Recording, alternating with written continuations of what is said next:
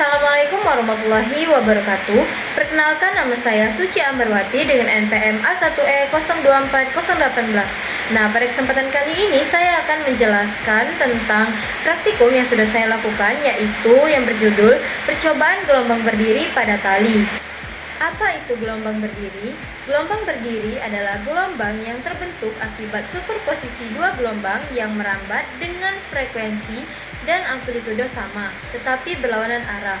Pada tali yang kedua ujungnya terikat, gelombang datang akan dipantulkan sehingga terbentuk pola simpul atau titik diam dan perut titik dengan simpangan maksimum. Nah, selanjutnya yaitu karakteristik gelombang berdiri. Nah, ciri utama gelombang berdiri yaitu adanya simpul dan perut yang posisinya tetap. Energi tidak merambat sepanjang tali, melainkan hanya berosilasi di sekitar posisi tertentu. Panjang gelombang bergantung pada panjang tali dan jumlah simpul yang terbentuk. Adapun manfaat gelombang berdiri yaitu digunakan pada alat musik berdawai seperti gitar, biola, dan bass untuk menghasilkan nada tertentu. Kemudian membantu dalam penentuan frekuensi alami suatu sistem getaran. Kemudian dimanfaatkan dalam percobaan fisika untuk mempelajari sifat gelombang seperti panjang gelombang dan cepat rambat. Dan digunakan pada teknologi akustik dan perancangan sistem resonansi. Menjadi dasar dalam pengembangan ilmu fisika dan teknik, terutama pada kajian gelombang dan getaran. Adapun tujuan praktikum ini yaitu memahami fenomena gelombang berdiri pada tali, kemudian menentukan frekuensi harmonik gelombang berdiri pada tali, dan menentukan hubungan frekuensi, panjang gelombang, gaya tegangan tali, dan cepat rambat gelombang.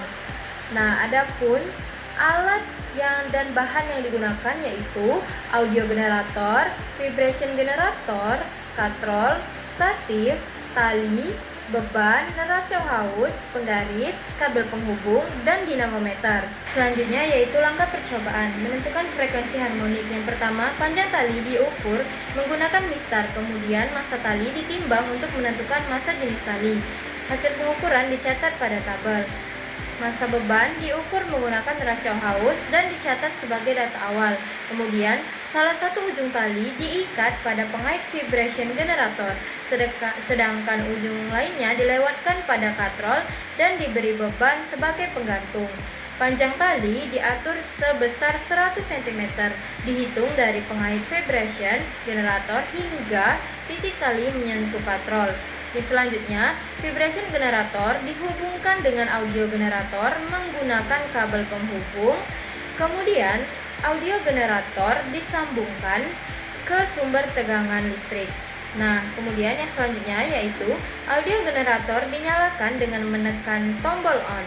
Nah, selanjutnya pengaturan dilakukan dengan memilih mode gelombang sinusoidal, level masukan diatur pada level 3. Kemudian frekuensi diubah pada rentang 1-11 Hz hingga tali mulai bergetar. Selanjutnya frekuensi disesuaikan hingga terbentuk harmonik pertama, yaitu kondisi ketika tali membentuk setengah gelombang penuh.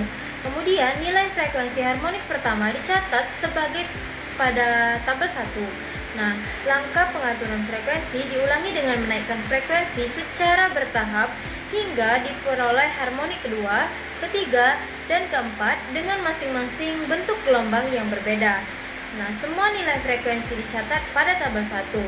Selanjutnya yaitu alat dirangkai kembali seperti pada rangkaian sebelumnya dengan panjang tali tetap dijaga sebesar 100 cm. Kemudian frekuensi diatur sehingga menghasilkan harmonik keempat atau bentuk gelombang yang paling mudah diamati. Nah, selanjutnya yaitu tanpa mengubah nilai frekuensi, beban pada ujung tali ditambah secara bertahap. Setiap penambahan beban dicatat nilai massanya serta jumlah gelombang yang terbentuk pada tali.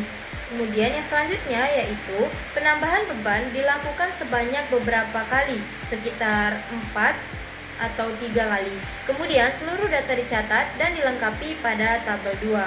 Berdasarkan percobaan gelombang berdiri pada tali, diperoleh bahwa frekuensi, cepat rambat, dan panjang gelombang saling berhubungan melalui persamaan, di mana peningkatan frekuensi menyebabkan panjang gelombang semakin kecil ketika panjang tali tetap. Cepat rambat gelombang pada tali tidak dipengaruhi oleh frekuensi, tetapi dipengaruhi oleh gaya tegang tali dan massa jenis tali.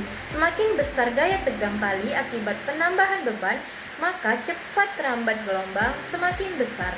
Sedangkan semakin besar massa jenis tali, maka cepat rambat gelombang semakin kecil. Baiklah, itulah saja penjelasan dari saya. Saya akhiri. Wassalamualaikum warahmatullahi wabarakatuh.